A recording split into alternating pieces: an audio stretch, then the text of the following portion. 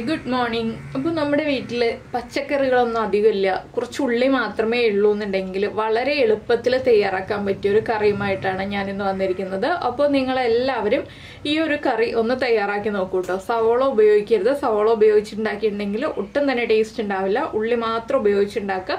അധികം ഇൻഗ്രീഡിയൻസ് ഒന്നും വേണ്ട. നമ്മുടെ വീട്ടിലുള്ള കാര്യങ്ങൾ മാത്രം ഉപയോഗിച്ചിട്ട് നമുക്ക് ഈ ഒരു കറി ഉണ്ടാക്കാം. അപ്പോൾ നമുക്ക് എങ്ങനെയാണ് നമ്മുടെ ഈ ഒരു ഈസി ഉള്ളിക്കറി തയ്യാറാക്കുന്നത് നോക്കാം.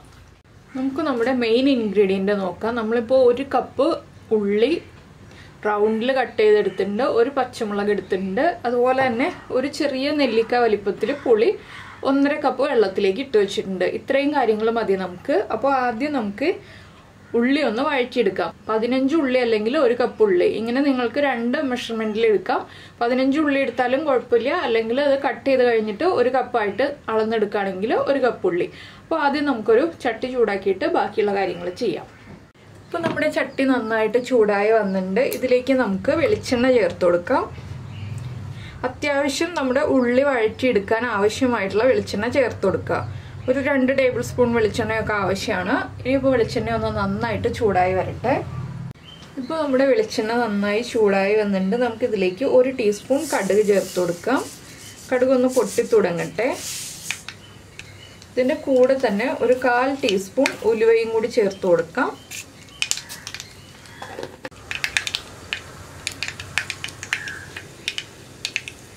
പിന്നെ നമുക്ക് ആവശ്യമുള്ളത് 2 വറ്റൽമുളക് നമുക്ക് 2ആയിട്ട് കട്ട് ചെയ്തിട്ട് ഈ എണ്ണയിലേക്ക് ചേർത്ത് കൊടുക്കാം. അതുപോലെ തന്നെ നമ്മൾ റൗണ്ടിൽ കട്ട് ചെയ്ത് വെച്ച ഉള്ളി ഉണ്ടല്ലോ, ഈ ഉള്ളിയും കൂടി ചേർത്ത് കൊടുക്കാം. പിന്നെ നമ്മൾ എടുത്തു വെച്ചിരിക്കുന്ന ഈ ഒരു പച്ചമുളക് ഒന്ന് സ്പ്ലിറ്റ് ചെയ്ത് ചേർത്ത് കൊടുക്കാം. ഇനി ഇതെല്ലാം ചേർത്ത് ഉള്ളിയുടെ കളർ മാറി വരുന്നത് വരെ നന്നായിട്ട് വഴറ്റിയെടുക്കുക. ഉള്ളി ഒന്ന് ഒരു മീഡിയം ബ്രൗൺ ഷെയ്ഡായി വരുന്നത് വരെ ഇളക്കി കൊടുത്തുകൊണ്ടിരിക്കുക. അതുവരെ നമ്മൾ വേറെ ഒന്നും ഇതിലേക്ക് ആഡ് ചെയ്യാനില്ല. അതിനുശേഷമേ നമുക്കിനി ഇതിലേക്ക് കാര്യങ്ങളൊക്കെ ആഡ് ചെയ്യാനുള്ളൂ. അപ്പോൾ ഉള്ളിയുടെ കളറൊക്കെ ഒന്ന് മാറി വരട്ടെ.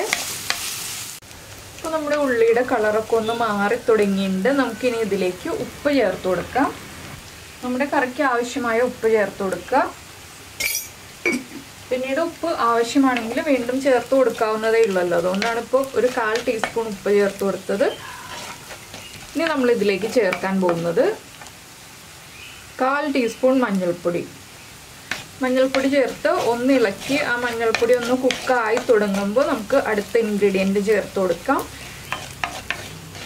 ഞാനിപ്പോൾ കാശ്മീരി ചില്ലി പൗഡറാണ് ചേർക്കുന്നത്. നിങ്ങൾക്ക് സാധാരണ മുളക് പൊടി മതിയെന്നുണ്ടെങ്കിൽ സാധാരണ മുളക് പൊടി ചേർക്കാം. അപ്പോൾ ഒരു 3/4 ടീസ്പൂൺ സാധാരണ മുളക് പൊടി, എരിവുള്ള മുളക് പൊടി ചേർക്കാം. ഞാനിപ്പോൾ 1.5 ടീസ്പൂൺ കാശ്മീരി ചില്ലി പൗഡറാണ് ചേർക്കുന്നത്.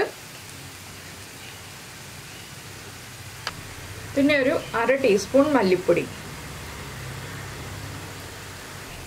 ഇതെല്ലാം ചേർത്ത് നന്നായിട്ടൊന്ന് ഇളക്കി മിക്സ് ചെയ്ത് ഈ മുളക് പൊടിയൊക്കെ ഒന്ന് കുക്കായി വരുന്നത് വരെ വീണ്ടും ഇളക്കി കൊടുക്കുക. ഇപ്പോൾ നമ്മുടെ മുളക് പൊടിയൊക്കെ ഒന്ന് കുക്കായി തുടങ്ങിയിട്ടുണ്ട്. നമുക്കിനി ഇതിലേക്ക് ഒരു 2 പിഞ്ച് കായപ്പൊടി ചേർത്ത് കൊടുക്കാം.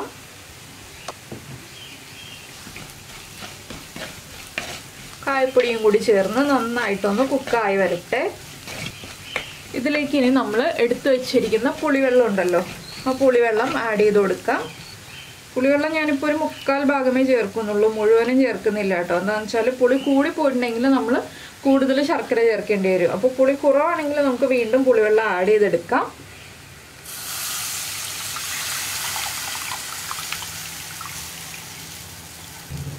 ഇനി ഇതൊന്ന് നന്നായിട്ട് ഇളക്കി മിക്സ് ചെയ്യുക. ഈ പുളിവെള്ളത്തിൽ ഈ ഉള്ളി ഒന്ന് കിടന്ന് നന്നായിട്ട് തിളച്ച് ഒന്ന് കുറുകി തുടങ്ങണം. അതിനുശേഷം വേണം നമുക്ക് ബാക്കി കാര്യങ്ങൾ ആഡ് ചെയ്യാനായിട്ട്.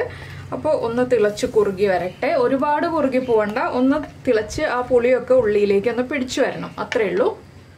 അപ്പോൾ നമ്മുടെ കറി ഇതാ തിളച്ച് ഒന്ന് കുറുകി തുടങ്ങിയിട്ടുണ്ട്. ഇത് കണ്ടോ. ഇനി നമുക്കിതിലേക്ക് 1 കപ്പ് തിളപ്പിച്ച വെള്ളം, ചൂടുവെള്ളം തന്നെ ചേർത്ത് കൊടുക്കുക. പച്ചവെള്ളം ചേർക്കരുത്, തിളപ്പിച്ച വെള്ളം അല്ലെങ്കിൽ നല്ല ചൂടുള്ള വെള്ളം, ഇതിലേതെങ്കിലും ഒന്ന് ചേർത്ത് കൊടുക്കുക. 1 കപ്പ് മതി. നമ്മുടെ ഉള്ളിയൊക്കെ നന്നായിട്ടൊന്ന് കുക്കായി വരാനാണ്. അപ്പോൾ ഇനി ഇതൊന്ന് തിളച്ച് കുറുകി റെഡി ആയി വരുന്നത് വരെ നമുക്ക് വെയിറ്റ് ചെയ്യാം. ഇതിൻ്റെ ഇടയ്ക്ക് നമുക്ക് ഈ ഒരു കറിയിലേക്ക് ചേർക്കാനുള്ളത് കുറച്ച് ശർക്കരയാണ്. ഒരു ചെറിയ അളവിൽ ശർക്കര ചേർത്ത് കൊടുക്കുക. നമുക്ക് പുളി കൂടുതലായിട്ട് തോന്നുകയാണെങ്കിൽ വീണ്ടും ശർക്കര ചേർത്ത് കൊടുക്കാം. ഇപ്പോൾ നമുക്ക് ചെറിയൊരളവിൽ മാത്രം ശർക്കര ചേർക്കാം. ഇനിയിപ്പോൾ വേറെ ഒന്നും ചേർക്കാനില്ല. ഉപ്പൊന്ന് ചെക്ക് ചെയ്യുക. ഉപ്പ് കുറവാണെങ്കിൽ ഉപ്പ് ചേർത്ത് കൊടുക്കുക. ഇനി നന്നായിട്ടൊന്ന് തിളച്ച് കുറുകി വരട്ടെ. അപ്പോൾ നമ്മളിതാ ഒഴിച്ച വെള്ളമൊക്കെ ഒന്ന് തിളച്ച് വീണ്ടും കുറുകി വന്നിട്ടുണ്ട്.